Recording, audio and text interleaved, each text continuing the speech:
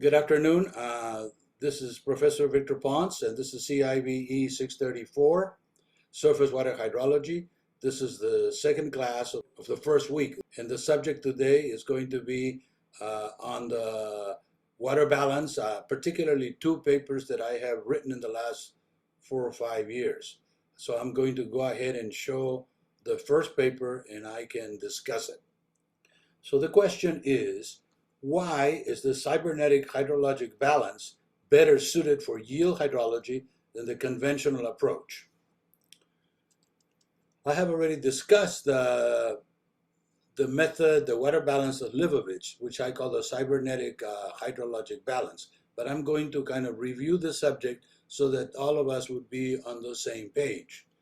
The conventional hydrologic balance, commonly referred to as the hydrologic budget of a catchment, is covered in all standard hydrology textbooks. See, for instance, my own textbook. The hydrologic budget is an accounting of all the various transport phases, and we have an equation here that describes that. Delta S is the change in storage, P precipitation, and then the subtraction from precipitation would be encompassed by evaporation, evapotranspiration, groundwater outflow, and surface runoff. Now, in hydrologic practice, the terms of equation 1 are expressed in units of water depth. That is, a water volume uniformly distributed over the catchment area. Therefore, under equilibrium conditions, delta S is equal to 0, and therefore this equation 1 reduces to P equal E plus T plus G plus Q, as shown in the figure. P input or inflow equal to T plus E plus G plus Q. Q is the surface runoff and G is the underground runoff. That is the part of the water balance that is accounted for in base flow. A hydrologic budget that considers only surface water is the following, equation 3, in which I is infiltration, as shown which leads to equation 4, as shown by this figure 2. Precipitation minus evaporation minus transpiration minus runoff, surface runoff, and the rest is accounted for the infiltration of the water into the ground. Eventually, of course, this infiltrated water would follow one of two paths. It will either return as ET or go down as G. But we are not accounting for G in this particular model. And the reason for this is because this model is suitable or lends itself readily to event hydrology, while the other one, this one over here, is more likely to be used or to be applicable in yield hydrology. Event hydrology is the hydrology which takes place in a few days or weeks, while yield hydrology applies to on an annual basis. Okay, so equation 4 in here is precipitation would be equal to Q plus E plus T plus I. But in this case, we can simplify the sum of E plus T plus I could be considered as losses for event hydrology. And therefore, this is a simple formula which results from the previous calculations. Equation 5 leads to equation 6, which is the fundamental equation of flood hydrology. Keep in mind that flood hydrology is usually a hydrology that is considered for a short term. If the basin is small, it could be a few days. If it's large, it could be maybe a month, but typically not more than that. However, we should mention at this point that there is a specific cases like the Upper Paraguay Basin in Brazil, where event hydrology confuses with yield hydrology because we only have one hydrograph coming out of the basin per year. That's a very specific case which, by the way, I have not, over my practice, over more than 40 years in more than 20 countries, I have not found another country that does that. Not that it doesn't exist. Okay, the cybernetic hydrologic balance of Levovich, which he developed, the Russian professor or gentleman, developed in 1979 in his book. He has a book called The Water Resources of the Future. So the cybernetic hydrologic balance consists of the following equation. We should point out at this point that this hydrologic balance does not produce the double counting that we have in the previous conventional hydrologic balance. The reason why we have double counting in the conventional hydrologic balance is because over here, the infiltration, which we consider a loss to the system, but eventually it could come out at E or T or go down as Q also. So there is an indefinition, a lack of definition in the conventional hydrologic balance, which Levovich resolved by defining the concept of wetting. So what does Levovich do? He solved the problem of double counting by defining the term wetting, W, by which precipitation would be divided into surface runoff, that is the fraction of runoff originating on the land surface, and wetting, which is catchment wetting, simply wetting the fraction of precipitation not contributing to surface runoff. So it's either one or the other. So if we look at this graph, precipitation over here divides into surface runoff, runoff directly on the surface, and wetting. Wetting is everything else that is not running on the surface. That is a very simple concept, but the fact that Levovich was able to do this allowed him to avoid the double counting, which is inherent in the conventional approach. Now, wetting is separated into two components, U plus V. In other words, a fraction of wetting gets into base flow, gets to the groundwater, turns almost 90 degrees, and then it goes directly into the nearest area, the nearest outflow through the nearest river, basically, or stream. V is what comes out. V is the vaporization, the fraction of wetting that is returned to the atmosphere as water vapor. Is that possible? And the answer is yes, because wetting is anything in here. And if wetting, some of this wetting gets caught by the roots and is returned to the atmosphere, so be it. Or some of this wetting could be caught in puddles and on the surface of the earth and then return to the atmosphere. So be it also. So wetting can return to vaporization. Levovich's hydrologic budget, interestingly, neglects deep percolation. What is deep percolation? It's the portion of wetting which bypasses the surface runoff, the surface waters altogether. And it is estimated at less than 2% of precipitation.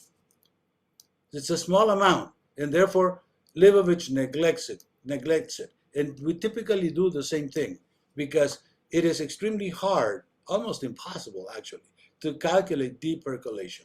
But since it averages around 2% global average, it varies between 0 and 5%.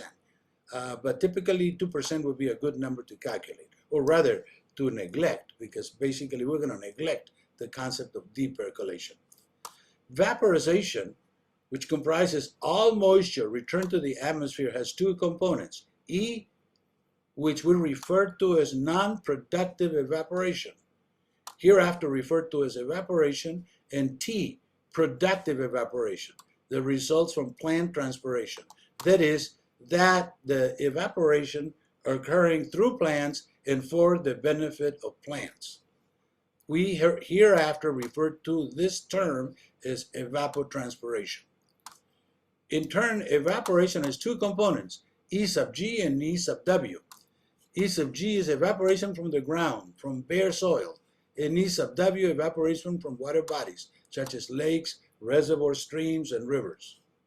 Evapotranspiration is the evaporation from vegetated surfaces, such as leaves and other parts of plants, a function of the physiological need of plants to pump moisture from the soil to maintain turgor and avail themselves of nutrients.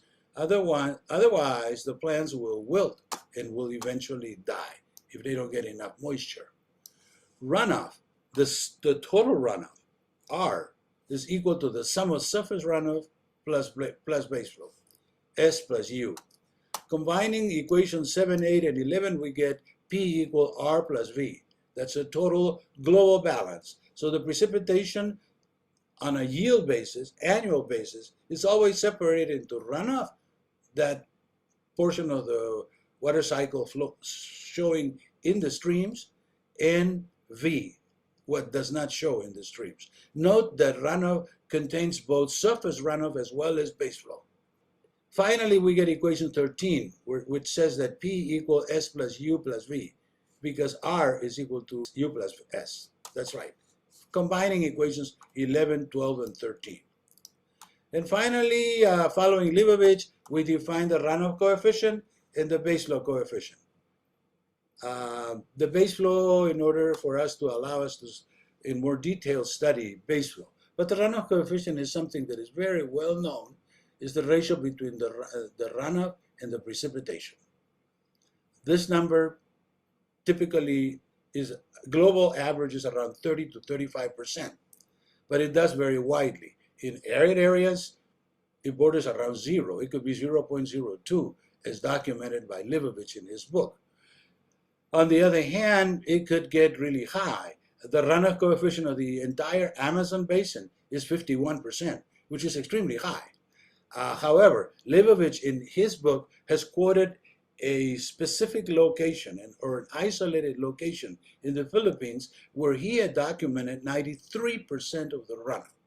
Obviously, runoff could not be 100% because if it is 100%, that means there's no plants.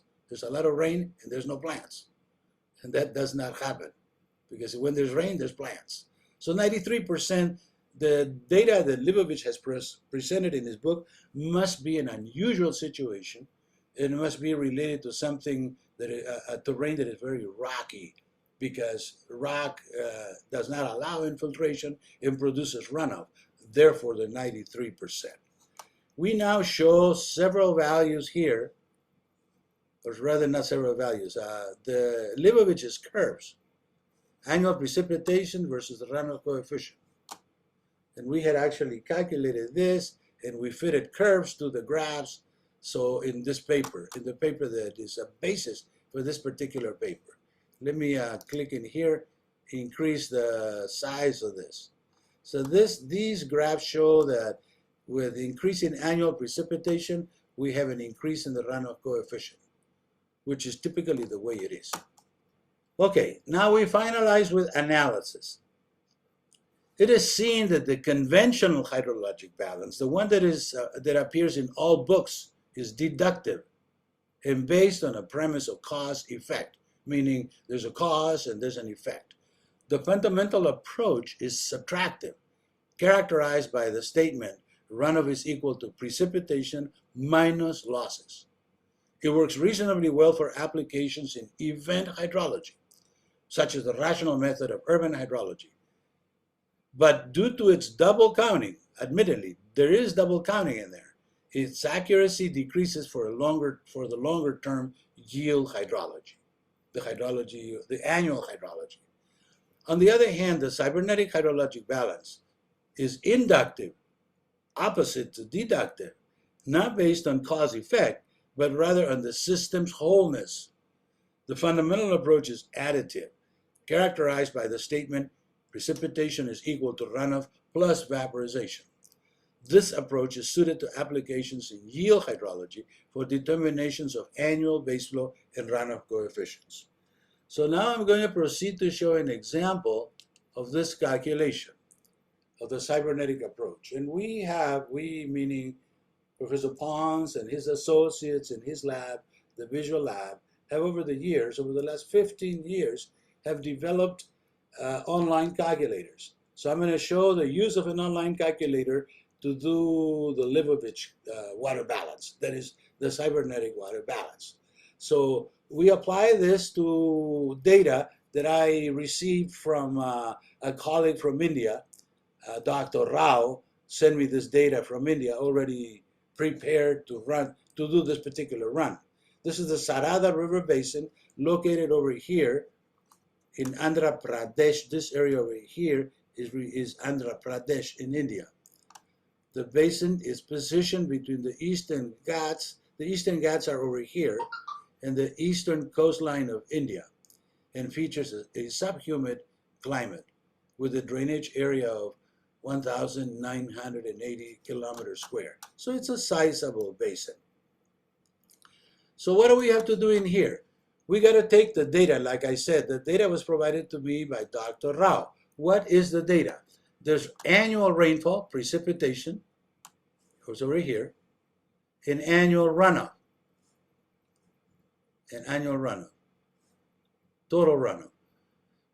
The precipitation data consists of a daily rainfall hydrograph and the runoff, the summation of daily rainfall hydrograph for the entire year. And the runoff data consists of a hydrograph measured at the basin outlet. And the hydrograph is integrated to calculate annual runoff. No, I'm sorry. The annual hydrographs are used to calculate annual rainfall, and each annual hydrograph is integrated to obtain runoff, total runoff. So we obtain this from summing up the hydrograph, this column number 2 and column number 3 from summing up the hydrograph to obtain the runoff. Divide by the area and we get in centimeters, or in millimeters actually. This is in millimeters.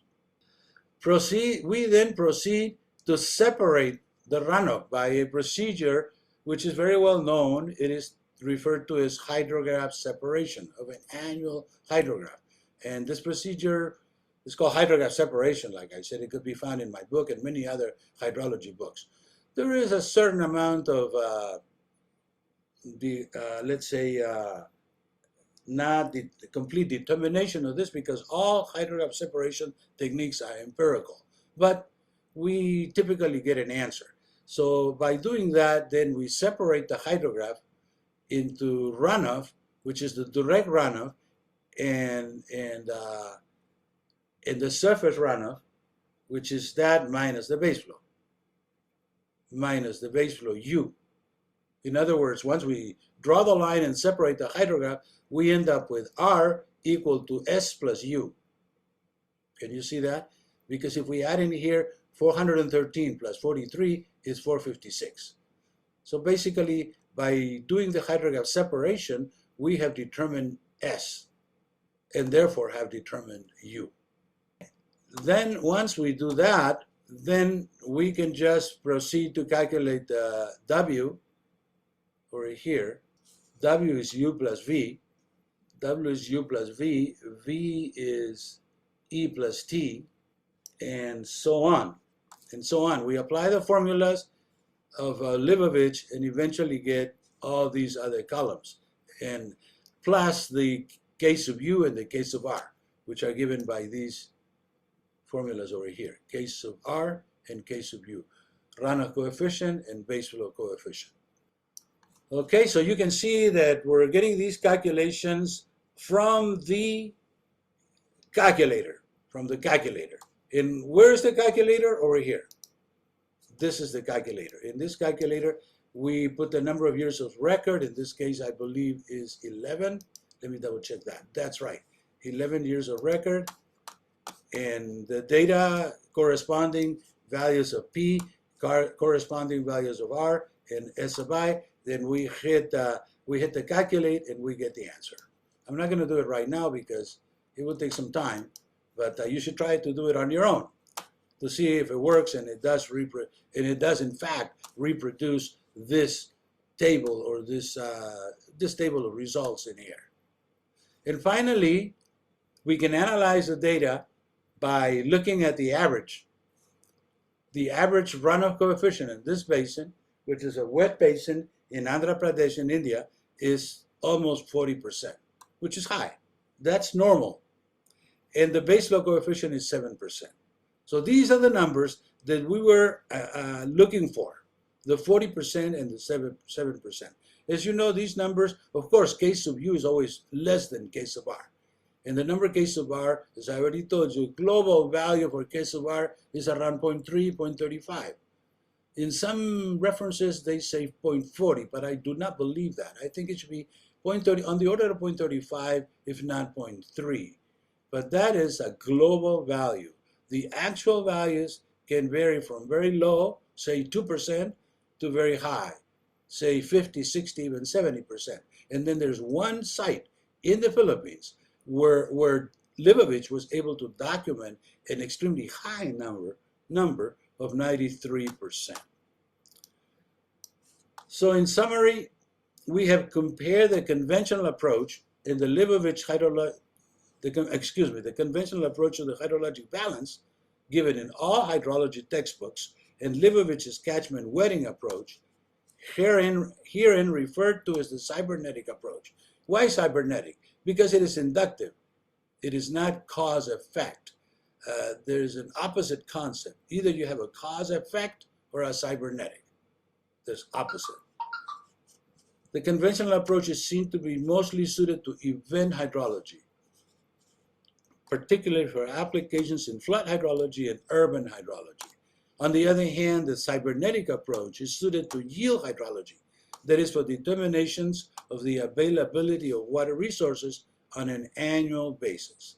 And we apply the methodology to the Sarada River Basin in India, and we also have an online calculation.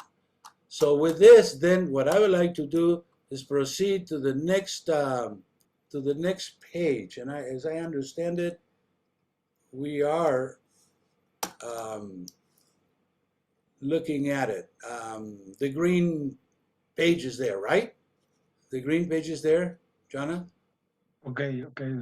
The page is green, right? Okay. The second paper that we're going to discuss today or going to present today is a related paper to what we have seen. We put together this paper in February 2018. The question is, how much water could be pumped from an aquifer and still remain sustainable? This has a very practical application because nowadays societies around the world are pumping groundwater, and we do not know exactly how much groundwater we should pump. We know, of course, there's 100 times more groundwater than surface water. But on the other hand, or the drawback, is that the surface water replenishes every 11 days on the average around the world. Varies between 6 and 20. But the groundwater does not replenish that readily. And the typical time span for the replenishment of groundwater around the world is on the order of 1,500 years. 1,500 years. And nobody's going to sit down to wait for the reservoir, for a depleted groundwater reservoir to refill, to replenish. So there is a danger in overexploitation of groundwater. So then the issue is how much groundwater should be pumped and still remain sustainable. It's an issue that does not have an easy answer. As a matter of fact, we still do not have an answer for this problem. We continue to pump groundwater, and we don't know what's going to happen in the future. A case in point, here in California, 55% of the water used in California is surface water, and 45% groundwater. Now, I feel a little bit uncomfortable with that number. I would prefer it to be 90 to 95% surface water and 5 to 10% groundwater, because like I said earlier, the use of groundwater is risky. The use of surface water is not, because it replenishes readily. We can sit around 11 days to wait for the surface water to replenish, but we cannot sit around 1,500 years to wait for the groundwater to replenish. So therefore, the question is, what is the recharge coefficient? Because we could say, admittedly, or in a certain case, we could say, let's use just the recharge coefficient. Just the local recharge we could use, because admittedly that is our water, and nobody can say it's their water, right? Because the issue of groundwater is that we really don't know who the owner of groundwater is, because it's being pumped from a reservoir that technically has no limits. If you stop pumping groundwater in a place and you pump forever, you'll dry the entire country. That has been demonstrated. There was a study made in Nevada about 30 years ago, which basically dried out the entire state of Nevada just by extreme pumping. But of course, that was just a simulation. They didn't actually do it. They just simulated in the computer. And they showed that in 300 years, the entire state of Nevada was going to be dry completely if they pumped, admittedly, at a high rate in this particular place. So again, the issue remains, how much groundwater? So then the question is, how do we calculate a recharge coefficient? And the answer is, well, we could do it in the conventional approach, in the Cybernetic Levovich approach. And here we do the second one, because we do believe that the conventional approach is somewhat flawed because of the issue of double counting. So here we go again. Let me expand this a little bit so that we better read. The question of how much water could be pumped from an aquifer and still remain sustainable has no straightforward answer. The decision seems to be one related to hydrogeology, and that would be the wrong approach. If you are finished with your surface water and want to get into the groundwater, to start pumping groundwater, who should you hire? And the answer, very quick answer is, let's go hire a hydrogeologist. And the answer is no, sir, because the hydrogeologist doesn't know what lies around.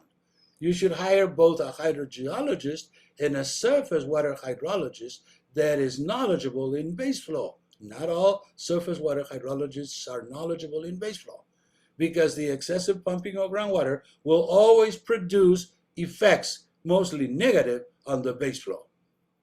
That has been demonstrated. There was a study done in the year 2004 in, I believe it was Pennsylvania, which showed precisely what I am saying here today.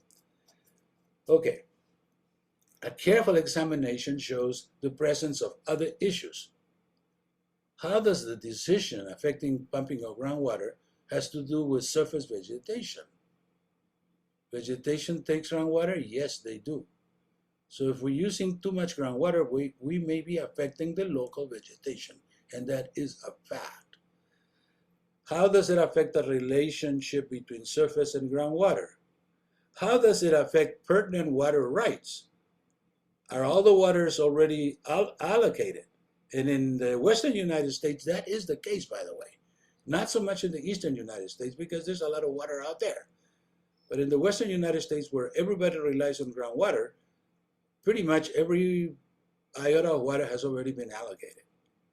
So surface water, every iota of surface water has been allocated. Groundwater, it's anybody that pumps enough groundwater can get it. So what happens when there is a problem, when there's a conflict?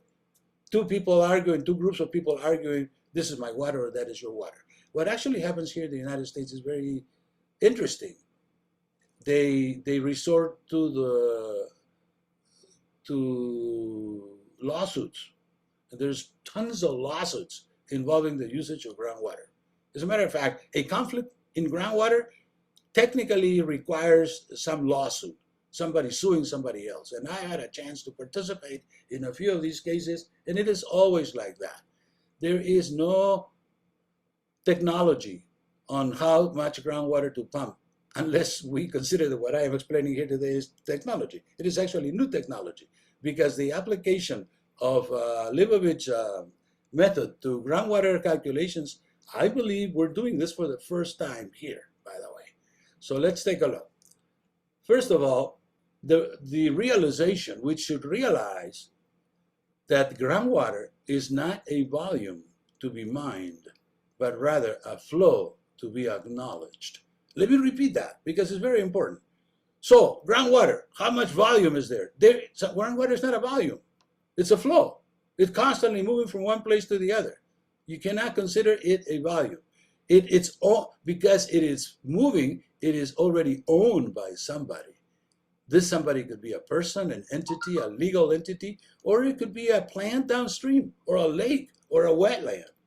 We could be affecting wetlands, we could be affecting plants. So it is a technical, it's very difficult to just, not difficult, it is impossible to consider only the problem being a hydrogeologic problem. It is not. It is an eco-hydrological problem. It's a social problem. It's an economic problem. It's an issue of jurisprudence also. What is jurisprudence? It's the law that is applied in the courts. If there is no law, the courts have to determine what's going on. And typically what's going to happen is that there's going to be a lawsuit, and a judge is going to be asked to decide on the merits. And both sides will present their arguments, and finally the judge will make a decision. And of course, the judge is a lawyer. I have not seen any engineers being judges. So the judge is going to apply his best judgment, I wonder, and look at the witnesses and so forth, and the expert witnesses, and then make his or her own decision. That we call jurisprudence, meaning the law made directly in the courts, not by Congress or anything else, or anybody else. Let me also say that the state of California is ahead in the regulation of groundwater in the United States. Why do I say ahead? Because they have something in the books already for the last 5 to 10 years. But interestingly enough, they have given themselves 30 to 40 years to solve the issue. 30 to 40 years? Yes, because they figure quite correctly that it is a difficult problem, politically difficult problem. So they're going to go slow on it. And that's the first state in the nation, in the United States, that has actually began to regulate groundwater. So you can see it's a sticky problem. It's a problem where there's not a whole lot of knowledge. Let me also say at this point that Theis, who is considered to be the father of groundwater geology or hydrogeology, wrote a paper in 1940. And all of us should go back and read Theis' paper, which, by the way, I have it over here. Clickable. The Theis paper, entirely clickable. That is the benefit of the web. And we do that a whole lot, by the way. We put references directly clickable. So those of you that would like to go further and not just take my word for it, go back to the original source, still can do that, provided, of course, that the source is online. And we tried to get the sources online, like in the case of Theis' paper. Milestone, Theis' seminal paper. All groundwater of economic importance, this is Theis talking or writing. All groundwater of economic importance is in the process of moving from a place of recharge to a place of discharge. Under natural conditions, prior to the development of wells, aquifers are in a state of dynamic equilibrium. Dynamic equilibrium means steady. It's still moving, but it is steady. Discharge by wells is a new discharge superimposed upon a previously stable system, and it must be balanced by A, an increase in recharge to the well, a decrease in discharge out of the control volume, a loss of storage from the control volume, or a combination of the previous three. Wise words by Theis, dated 1940. We have learned little because there's still a whole lot of people that consider groundwater to be a volume, when Theis at the beginning said it's not a volume, but a flow. Okay, groundwater flow explained. Groundwater flow is extremely complex because it goes through the interstices, it goes through the soil, it encounters rock, there's soil and rock together. The soil has a certain permeability and coefficient of storage, or storage coefficient, while the rock cannot store water, but the rock is typically cracked because it is next to the surface, and there has been earthquakes that have cracked the rock. And through the cracks, there's where the groundwater flow occurs. But while the cracks are convective as opposed to diffusive, the flow through the soil would be diffusive, while the flow through the cracks is convective. What does that mean? Well, diffusion, it's a diffusion equation, while the flow through the cracks is a convection equation, parallel or similar to the kinematic wave of surface water, by the way.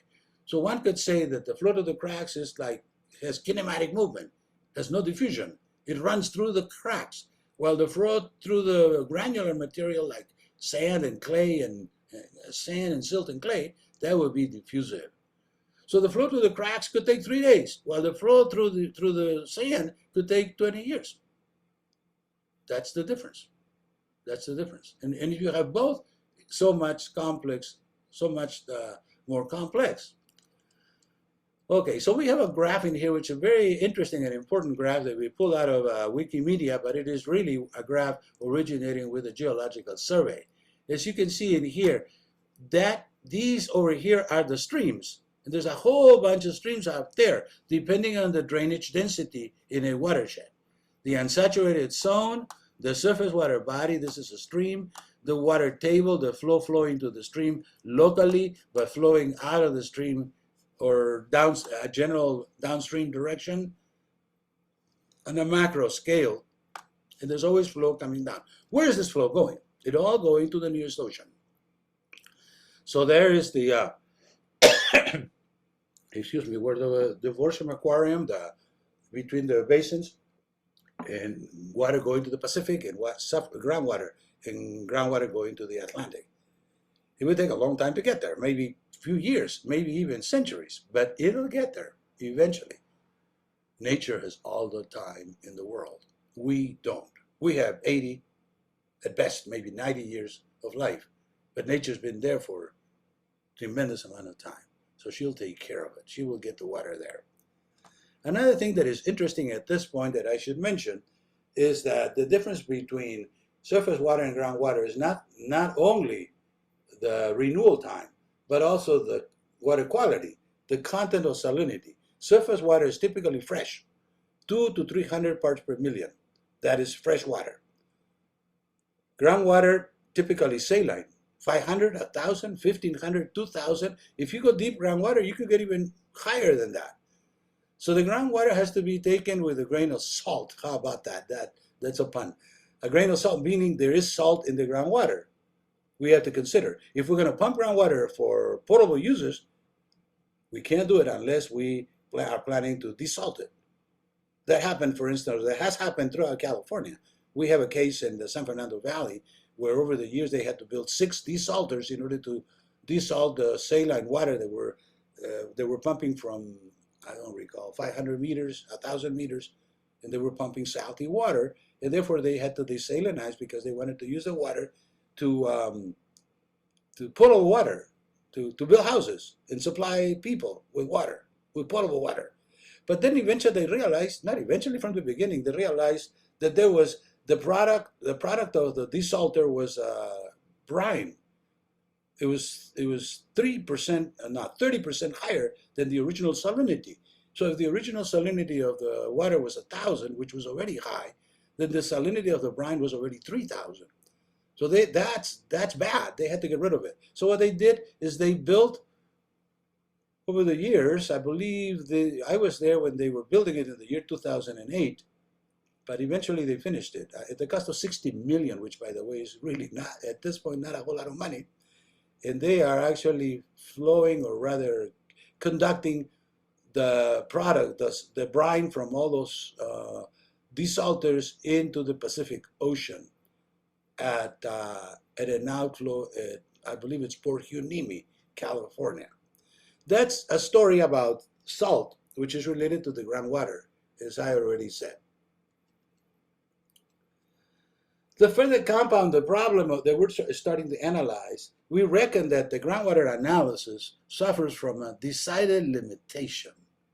The size of the control volume is not fixed. Like in surface water, you have the area of the basin, and that's fixed completely. And everything is going to collect into the river that drains the basin. But in groundwater, it's not like that, because all the groundwaters are connected. They're all connected. And therefore, when you start pumping, as I already said earlier, you can pump across the basin. So there is no definition for the control volume. Typically, when we do a mechanical study, we define a control volume. We can't say the whole thing, the whole world. But in this case, it's hard to define the control volume for a groundwater analysis. Unlike surface water, which is constrained to the applicable watershed, there is no similar boundary for groundwater. And in here we show the article by Prudik and Herman and Ponce and Palapati that we have talked about this problem extensively. So groundwater is not a volume, it's a flow. So we have 3 particular sites, or rather 3 ways that we can analyze this problem. A pristine system, which is in dynamic equilibrium, in the absence of pumping. Nothing's happening in there. Whatever comes in into the so-called control volume goes out. Or a developed system in which we are pumping. So the pumping has to come from somewhere. And the pumping is typically exported. Not all of it. Sometimes all of it, 100% is exported, or sometimes part of it is returned to the system. If you use in irrigation, we may return 30%. Saltier, but still return to the basin. So not all of it is used. I guess I'm going to say is not all the water extracted by pumping has to be used and exported out of the basin. So in this case, we have the brown areas in here are the capture recharge, which presumably will be exported, taken somewhere else. And finally, we have a depleted system, which is actually lowering its depth, the depth of the groundwater as we pump. Has this happened? And the answer is yes, it happens everywhere.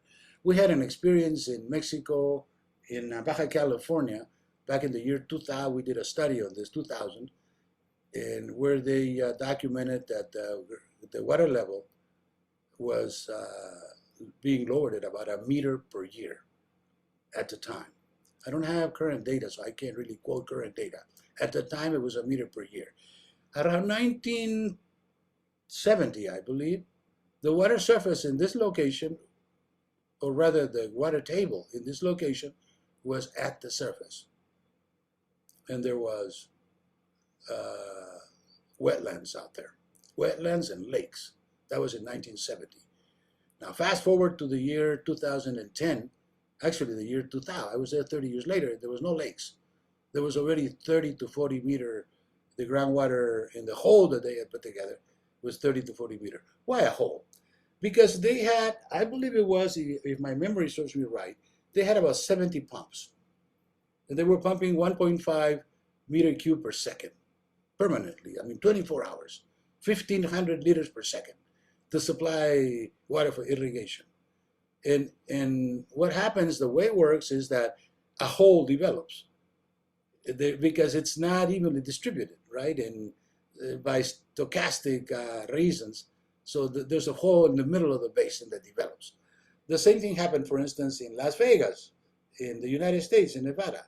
Over the last 100 years, they pumped the heck out of the groundwater, and now it sits at around 300 meters. 300 feet, which is 100 meters depth. And there are problems associated with the excessive pumping of groundwater in Las Vegas. Buildings have now started to crumble. I think it's because they have built very strong design foundations and so forth. But there is some subsidence. There's some subsidence in Las Vegas. There's subsidence in Mexico City. There's subsidence everywhere that there is excessive, quote unquote, pumping of groundwater. So let me go on in here and say the following. In a typical groundwater system, recharge consists of all flow entering the control volume. This amounts to the natural nearly horizontal recharge, the captured nearly horizontal recharge, the captured nearly horizontal discharge converted into recharge, and the vertical recharge. The vertical recharge is defined as the fraction of precipitation that reaches the top of the control volume within the framework of analysis.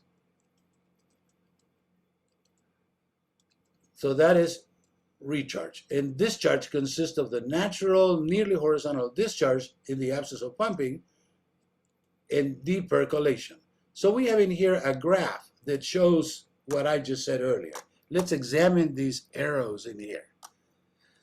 The first one is the capture recharge, nearly horizontal. In other words, this is a control volume. We already said that there's no control volume. Let's just assume that we have a control volume. So the capture recharge, why capture recharge?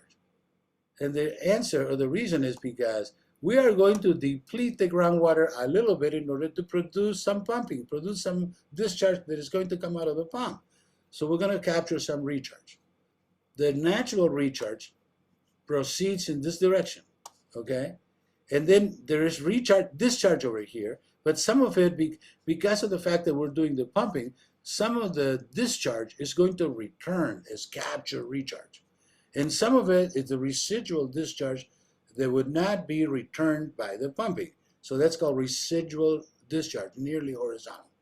Because most groundwater is nearly horizontal. It cannot be horizontal. If it were horizontal, it wouldn't flow. And all groundwater is flowing anyway. If it doesn't flow, it gets into the lake, and then it evaporates. So it still flows, even vertically. So all groundwater is moving no matter what. Finally, we have depercolation. the number, the 2% that we cannot account for because it is for us too difficult to account, and that's basically it. And then the vertical recharge. The vertical recharge is the water that is being added by the precipitation. This basin has a certain amount of area, large or small, but there's an area there. There is a vertical recharge amount which belongs to the local people, belongs to this particular basin, not upstream or downstream, because it was generated here. Well, that is a political statement, but it's a good statement, I think, nevertheless. Okay, so we can say anything we want, that the vertical recharge is the only one that we can really safely take without really having a whole lot of legal trouble with the neighbors, because that is the local recharge. That is an argument, by the way. It's a new argument, but that's an argument that we are making in here. So the sustainable use of groundwater, as you can see, all this stuff, all this issue about who does groundwater belong to and how much should we pump, it's up in the air, here, there, everywhere. I told you, California, the state of California is ahead of the 50 other 49 United States. And typically the United States is ahead. So there's very little groundwater regulation that's going on all over the world. I venture to admit that that is the case. Okay, the central issue of sustainability is the question of how much water to pump from an aquifer and still remain sustainable. That's the question that was posed by Alley et al., 1999. William Alley was actually a colleague of mine working here in San Diego, and he wrote this paper in 1999. And that was a milestone paper. So I would, I think, safely say that this whole thing about groundwater sustainability started in 1999 with the paper by Alley. This is the paper by Alley, Sustainability of Groundwater Resources. How interesting. We have benefited from Alley's work, though, because of the it is extensively well documented, and it is also authoritative because it provides from the Geological Survey, and those people typically will really know what they're doing. So we can say in here, the recycling time of surface water is 11 days, but in groundwater is a whole lot more than that. We're not going to sit around, so we need to concern ourselves with the issue of how much groundwater to pump. The discussion shifts to the components. Where should the pump water come from? Which part of the component should it come from?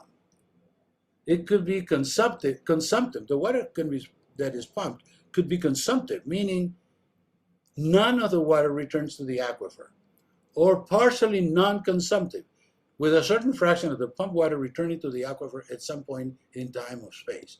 And I have a good example of this, by the way. This is a picture or a photo that I took back 15 years ago, roughly 2008, in the Welton Mohawk Irrigation District in Arizona. I went over there to visit because I had been told that I had to go visit because this is a place where it's the only place, presumably in the world, where they're pumping the groundwater to lift it up for the irrigation, and they pump the groundwater to lift it up out of the wells in order to drain it. So in here we have the supply canal going left in here and the drainage canal. Suffice it to say that the amount of salinity over here on this little channel, which contains about 1/6 or 1/7 of the water here, roughly on that order, the salinity is at least 3 to 5, perhaps even larger, higher than here. So here is usually like 300, 400. Here is 1,500 ppm salinity. This is the drainage. But note that in here, this water is going up. This one's coming down. 50 kilometers. I believe it's 50 kilometers. I could be wrong. It could be miles. But the point is that on that order. So how is it possible that you could take a picture with two canals, one of them going upstream and one downstream? And the answer is that the water in the canal on the left is being pumped. There's 5 pumping stations, not shown in here, but I have pictures of that. There are 5 pump stations that are actually raising the head of this water in order to be raised. So how is this possible? I mean, can we pump the groundwater in and out? I mean, this is an expensive proposition. When you pump groundwater, you got to lift water from the ground. It's heavy. Water is heavy, so it's going to be expensive. And the answer is yes, it is possible. It's economically possible. Why? because this is going to irrigate those Arizona plains that are a desert. And being a desert, they're very rich in nutrients. All they need is water in order to produce extensively, more than one, certainly two or even three crops per year. So the people farming the well-toned Mohawk produce a whole lot of food and therefore sell a whole lot of food, and they're very well off, I would say so. That happens also in the Salton Sea and Imperial Valley and so forth. When you irrigate the desert, if you have enough water, you can afford to pump. That's the story that we get from the well-toned Mohawk. It's a fascinating picture, one of the best I've had, that shows, if I didn't tell you the story that both these streams are going in opposite directions, you probably wouldn't believe it. You would wonder, how is it? So let me just go in here to the cybernetic hydrologic balance, and I have already covered that ground. I have already covered this ground. In the example application, we're going to do the same thing in here. Example application. The only difference is that in here, we are going to define another two coefficients. Levovich defined the runoff coefficient and the base flow coefficient because that's what he was interested in. I am interested in the wetting coefficient and the groundwater recharge coefficient, particularly number 8, or equation number 8. The groundwater recharge coefficient is U over P in our calculations. That's the one that we want to get at with Levovich's method, because we believe that is better than the conventional method. Suffice it to say that the recharge coefficients have been calculated all over the place, but they have been done with the conventional method. And I do believe that it suffers from inaccuracies. While this methodology, by virtue of being closed, mathematically closed, is a better way of calculating the groundwater recharge coefficient. So we have the same example, only different, just an extension of the example that we did before. We have 11, it's the same example, basically. But now we have two more columns. We have K sub W and K sub G. Particularly K sub G. Let's take a look at K sub G.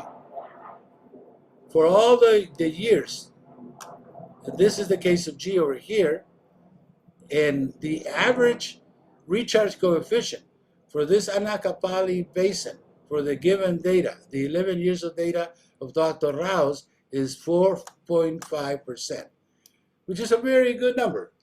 There was a paper that we researched, one of the premier papers that calculates runoff coefficients by conventional methods in many, many sites in the western United States. And they said that in that paper, they said that the discharge coefficient varies between 0 and 5%. In this case, we got 4.5%. So we're in the wet area. Yes, because this is India. India Anacapali. So that's a good number. It's in the ballpark. This may not be 100% precise, but it is in the ballpark. So finally, we have recharge coefficients and sustainable yield. The vertical groundwater recharge coefficient is the fraction of precipitation that manages to reach the groundwater table locally. May be interpreted, the recharge coefficient may be interpreted as the amount of water that could be pumped while assuring a sustainable yield. I say may be interpreted because it remains to be interpreted. We're still working our way in this field. This strategy does not compromise any part of the nearly horizontal recharge, because the nearly horizontal recharge is coming from above and coming below. If anybody argues, you're stealing my water, it's the water that came from upstream, I'm not stealing it, I'm stealing the water that's coming locally. You see? So that is the argument. But that, of course, would have to be determined in the courts. At this point, in the courts. Note that the conversion of discharge to recharge has been a point of contention in groundwater resources for many decades. The recharge coefficient we evaluate in this paper following the cybernetic hydrologic balance. The permissible amount of capture could be practically based on the amount of precipitation occurring in a previous year. That is right. So we're talking about what is the precipitation. You can't take the precipitation this year because obviously you don't know, it hasn't finished. But you can take the previous year. Why? Because there are wet years and dry years in the hydrology. So we need to follow the wet years, need to follow wet usage and vice versa. If there's a lot of water, we can use more. If there's less water, we have got to conserve. And finally, the summary. The concepts of safe yield and sustainable yield are analyzed and compared in the context of a hydrologic balance. All recharge and discharge fluxes are duly accounted for. Since groundwater is a flow, not a volume, tapping the nearly horizontal natural recharge may arguably compromise the rights of other users. Right. If you have a control volume and some water coming in upstream, that water, if there's users in the vicinity that have claims on that water is already all taken. You can't use it. Or at least you have to use only the amount that has not been taken. Okay? We propose that the vertical recharge is the only recharge that could be freely tapped for capture by groundwater in order to avoid encroachment on established rights. We develop a methodology to evaluate vertical recharge, which, like I said, I reemphasize, is different than the recharge, conventional recharge calculation based on conventional water balance methods. This method is based on the cybernetic approach of Levovich. Any amount, and here we finish by saying that any amount over and above the vertical recharge, which is local, would have to demonstrate by means of suitable hydrologic base flow and eco-hydrological ecosystem studies that it does not significantly affect established rights.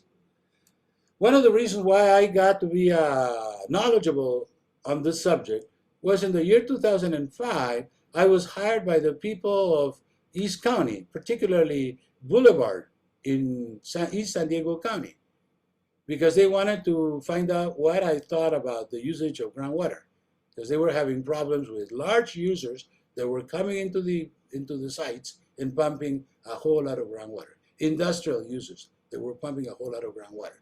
And the local users were being left dry. So they decided to hire me and then fight with them. They actually fought with them in a court of law in order to stop the various situations of pumping, or I guess you could say excessive pumping.